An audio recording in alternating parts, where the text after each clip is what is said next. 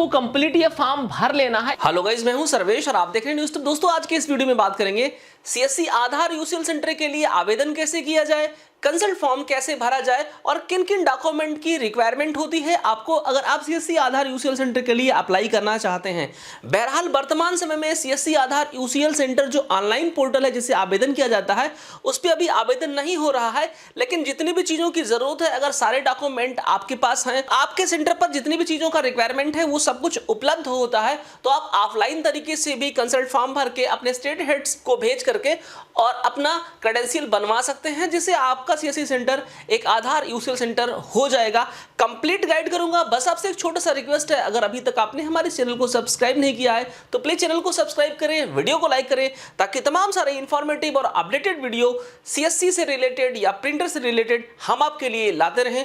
तो आइए शुरू करते हैं। गाइड, सीएससी का आधार यूसीएल सेंटर खोलने के लिए आपके पास सबसे पहले सीएससी का होना जरूरी है कि आप एक डिजिटल सेवा संचालक हो, और उसके बाद आपको सीएससी के ही अंतर्गत बैंक बीसी का भी काम आपको मिला हुआ हो, और इन दोनों के साथ आप एनएससीआईटी का एग्जाम देकर क्वालिफाई कर चुके हो। एनएससीआईटी एक एग्जाम होता है जो यूआईडीआई के द्वारा अथराइज्ड कंपनियों के द्वारा कंडक्ट किया जाता है, और यह एग्जाम आपको क्वालिफाई करना होता है। उसके बाद अगर ये सब कुछ आपके पास है तो कुछ इंपॉर्टेंट डॉक्यूमेंट होते हैं जिनका आपको जरूरत पड़ेगा, वो हम लोग देख लेते हैं। आपके पास सीएससी बैंक बीसी सर्टिफिकेट यानी कि सीएससी का सर्टिफिकेट, सीएससी बैंक बीसी का सर्टिफिकेट, एनएससीआईटी का सर्टिफिकेट जो कि अभी मैंने बताया, आपका आधार कार्ड ये बिल्कुल लेटेस्ट डाउनलोड होना चाहिए, आपका पैन कार्ड, और साथ में पुलिस वेरिफिकेशन भी आपको करा करके रखना होगा, पुलिस वेरिफिकेशन सर्टिफिकेट, और आपके बैंक का पासबुक। इतने सारे डॉक्यूमेंट की आपको जरूरत पड़ेगी, ये डॉक्यूमेंट आपको मैनेज कर लेना है। और अगर आप सीएससी यूसीएल सेंटर को ऑफलाइन तरीके से आवेदन करना चाहते हैं, ये सब कुछ उपलब्ध है आपके सीएससी सेंटर पर, तो फिर कंसल्ट फॉर्म को आपको कैसे भरना है आइए वो देख लेते हैं। और फिर ये सारे डॉक्यूमेंट और कंसल्ट फॉर्म आपको भेज देना होगा, फिर आपका क्रेडेंशियल बनवा दिया जाएगा। कंसल्ट फॉर्म भरने के लिए यहाँ पे आप देखेंगे जो एनरोलमेंट एजेंसी है, अगर आप सीएससी से बैंक बीसी के थ्रू अप्लाई करना चाहते हैं तो आपको यहाँ पे 2906 लिखना है, और फिर यहाँ पे रजिस्ट्रार कोड जो होता है वो 221221 होता है। ये अलग अलग एजेंसी का अलग अलग कोड होता है। अगर आप किसी बैंक के थ्रू आधार सेवा केंद्र खोलना चाहते हैं तो फिर आपको उस बैंक के रजिस्ट्रार का जो कोड होगा वो डालना होगा। बहरहाल अगर आप सीएससी से यूसीएल का काम करना चाहते हैं तो 2906 और 221 यहाँ पे ये डालना है। एनरोलमेंट एजेंसी का नाम जो डालना है उसमें आपको यहाँ पे देख पा रहे हैं सीएससी बैंक बीसी लिख देना है, और फिर रजिस्ट्रार का नाम भी सीएससी ई गवर्नेंस, मतलब सीएससी ई लिख करके डैश लगा के जीओवी लिख देंगे। इस तरीके से आपको ये भर लेना है। फिर यहाँ पे आपको CSC bank BC as an operator या सुपरवाइजर आपको भर देना है, और यहाँ पे ऑपरेटर नेम यानी कि जैसे आप सीएससी वीएलई हैं, आप अपने नाम से आवेदन कर रहे हैं तो आपको आपका नाम यहाँ पे लिख देना है, मतलब ऑपरेटर का नेम यहाँ लिखना है। यहाँ पे मैंने एग्जांपल के लिए ऑपरेटर नेम लिख दिया है, और यहाँ पे फादर नेम लिखना है, ऑपरेटर के ही फादर का नाम यहाँ पे लिखना है। यहाँ मैंने लिख दिया है, इसमें ये फादर नेम के लिए कॉलम बना हुआ है। गाइज, ये जो ब्लैंक जगह दिख रहा है यहाँ पे आपके सीएससी सेंटर का जहाँ पे आप बैंक बीसी रन कर रहे हैं, जो आपके सीएससी सेंटर का एड्रेस है उसका कंप्लीट एड्रेस आपको यहाँ पे लिख देना है। यही फॉर्म यूआईडीआई को भेजा जाता है रजिस्ट्रार के द्वारा, और इसी फॉर्म से आपका क्रेडेंशियल जो आधार बनाने का आईडी और पासवर्ड होता है वो आपको मिलता है। और गाइज, यहाँ पे सुपरवाइजर का आधार नंबर यानी कि जो सीएससी वीएलई है जो आधार ऑपरेटर बनना चाहते हैं यूसीएल के लिए, वो अपना यहाँ पे आधार नंबर लिखेंगे।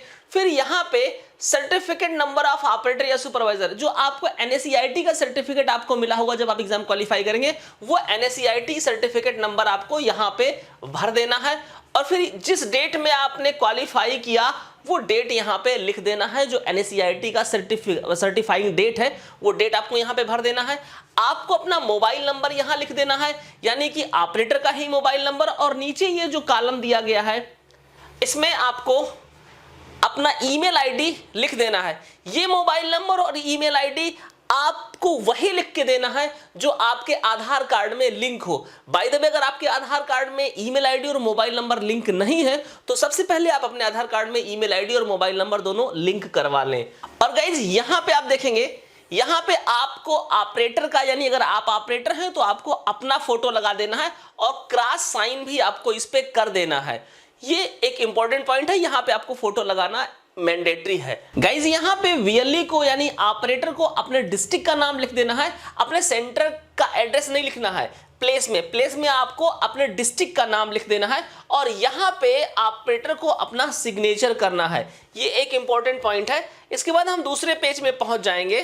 गाइज यहाँ पे जो ऑफिस एड्रेस लिखा हुआ है, यहाँ पे स्टेट का जो सीएससी सेंटर का हेड ऑफिस हो, आपके स्टेट का जो हेड ऑफिस हो, वहां का आपको एड्रेस यहां पे लिख देना है। जैसे उदाहरण के लिए अगर आप उत्तर प्रदेश से हैं तो यहां पे गोमती नगर में जो सीएससी का ऑफिस है वो ऑफिस का एड्रेस आप लिखेंगे। अगर आप अदर स्टेट से हैं तो आप अपने स्टेट का जो सीएससी सेंटर का हेड ऑफिस हो वहां का आप यहां पे एड्रेस लिख दें। और यहां पे जो एड्रेस लिखना है, डिस्ट्रिक्ट एड्रेस जो आपसे पूछा जा रहा है, यहां पे आपको अपने सीएससी सेंटर का एड्रेस लिख देना है। यहां डिस्ट्रिक्ट लिखा हुआ है ना, लेकिन यहां पे सीएससी सेंटर का आपको कंप्लीट एड्रेस लिख देना है। गाइज इतना ही आपको कंप्लीट ये फॉर्म भर लेना है, इसके अलावा इसमें कुछ और नहीं भरना है। अगर बाय द वे कुछ कमी भी रहेगा तो आपके स्टेट हेड के द्वारा इसे कंप्लीट कर लिया जाएगा। और ये कंसल्ट फॉर्म के साथ में आप ये जितने डॉक्यूमेंट मैंने बताया इस सब का कॉपी करेंगे और सब इसमें साथ में अटैच करेंगे। अपने सेंटर हेड को आप मेल भी कर देंगे, एक डॉकेट बना लें और अपने स्टेट हेड को इसे रजिस्टर्ड डाक के द्वारा भेज दें। और उसके बाद आपके स्टेट हेड इसे UIDAI को भेज देंगे, फिर आपका क्रेडेंशियल बनवा दिया जाएगा और संभवतः आपको 1 महीने तक का इंतजार करना पड़ेगा। जब आपका क्रेडेंशियल बन जाएगा तो आपके लिए एक सबसे इंपॉर्टेंट पॉइंट होगा कि आपके पास स्टैटिक IP का होना। अगर आपके पास स्टैटिक IP नहीं होगा तो फिर आपकी मशीन रजिस्ट्रेशन में दिक्कत आएगा और आपका मशीन रजिस्टर नहीं किया जाएगा। तो आपका जब क्रेडेंशियल बन जाए तो इंस्टेंटली आपको स्टैटिक IP लेना होगा। यह एक ब्रॉडबैंड कनेक्शन के माध्यम से आपको मिल पाएगा।